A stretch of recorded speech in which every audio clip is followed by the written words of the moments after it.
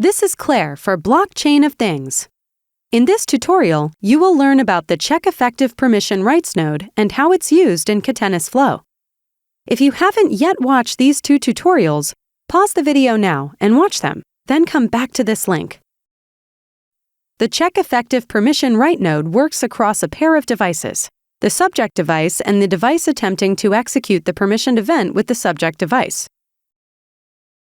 It runs through the permission hierarchy, evaluating at each level and returns whether or not the device has allow or deny permissions to interact with your subject device for the requested permissioned event. This is an easy way to evaluate permissions set on the subject device. Drag a Check Effective Permission Rights node into your workspace. Name the node using the name field and set a Catenis virtual device in the connection field.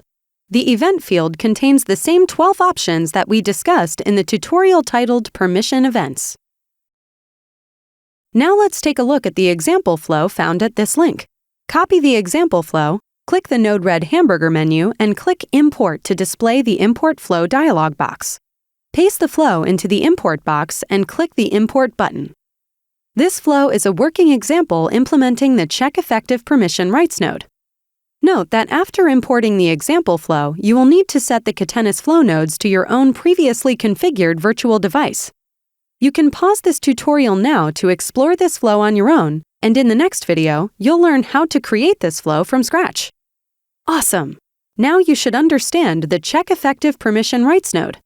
In our next tutorial, you'll learn how to use this node in runtime mode.